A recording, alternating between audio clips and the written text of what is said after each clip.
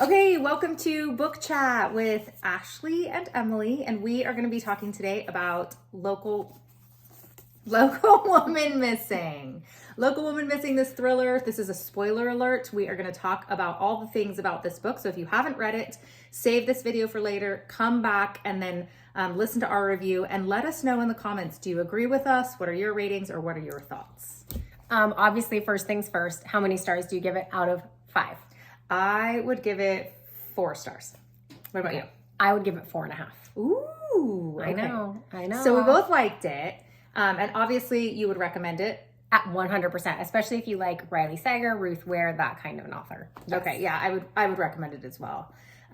Okay, tell me something that you loved about it.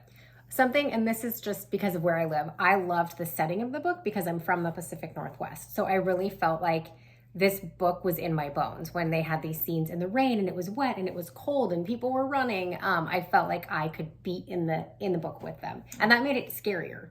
Oh, yeah. To me. I don't know. What was your favorite thing about the book? I don't know. I mean, the first 50 pages of the book, like it starts off with such a bang. I couldn't put it down. I mean, it's talking about this girl who's been kidnapped and is in this dark basement with nothing.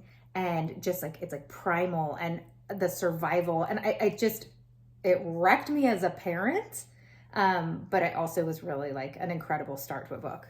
The way when she first wrote about that, the way you could feel how cold the floor was and that the feeling of trying to get out without being able to see anything. Yes. But also, I know that you talked about this. Wasn't it hard that the beginning of the book actually wasn't what the whole story was about? Yes. It was a little disjointed for me in that, like, I was so invested in this girl's story in the basement that it almost felt like upsetting to me that we weren't going to continue that story or get to know the rest of that story. It was like, all of a sudden it's an entirely different crime. Yes. And then just the amount of other smaller crimes that happened throughout the story that weren't even a part of the bigger story. Right. Just smaller crimes. And then trying to make you think that it was other people who did it until you actually found out that it was B. Yes.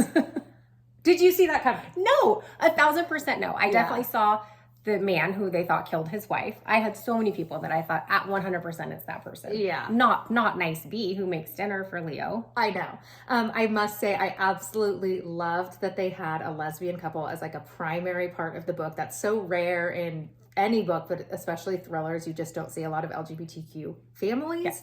And so to make the villain a lesbian, but then what did you got to tell what our friend said. We have friends who are a lesbian couple and they said basically, why did it have to be that? Yeah. Why did it have to be that? But I thought it was great. Yeah, I was like, no, that's great. Everyone should be a villain in a story. Yeah. I really liked, some people like this, some people don't. I loved how each chapter was about a character and the timeline was kind of wonky. Yeah. You just have to pay more attention. I like that too. I think, it's funny because there was like this missing woman and then also the mom and the daughter had gone missing. Yep. And we had started with this missing child. It like for me got a little bit muddied there, which is I think something that took it down just the tiniest bit. Yes. But I mean, I still really enjoyed it. It still was a really fun read. And obviously the biggest twist being that she could see her dad and was not feet, but close enough to be in that proximity while missing. I feel like that to me was another thing that I like left me really unsettled. Like, hear this girl at the end, it's like Mary Kubica's like, okay, they're all back together and now she gets to grow up like a normal kid. Like she spent 10 years in this attic being able to watch, like the amount of trauma and like you're never going to be normal. I thought that part was like a little bit, I did too, like glossed over.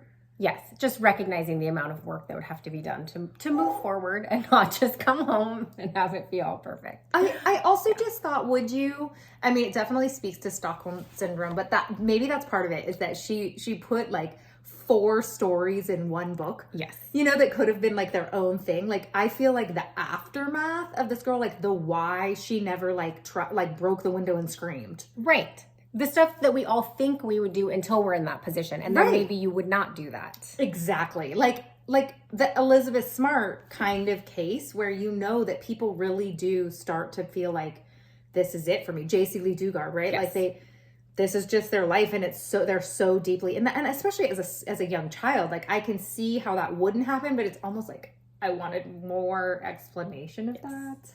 Well, and then also the other thing we talked about a lot, we'd love to hear from you if you feel this way, is would you be able to have something on your property that's your spouse's or your significant others that you just didn't even know was there? Like, how does someone hide a person for over a decade?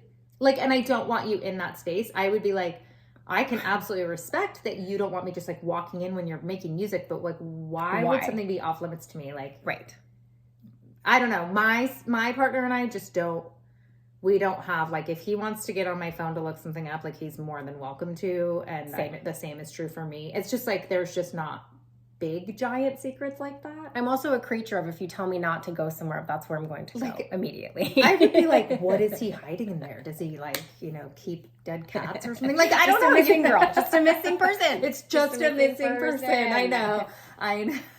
So, all of that to say, you absolutely have to read this book. Yes. Yes, and do please let us know what you think. We're very curious. Hopefully you have some different perspectives for us or things for us to think of. Yes, and as an author, just read all of her stuff. Mary Kubica is great. Yeah, thanks. Great. Thanks, guys. Like, subscribe.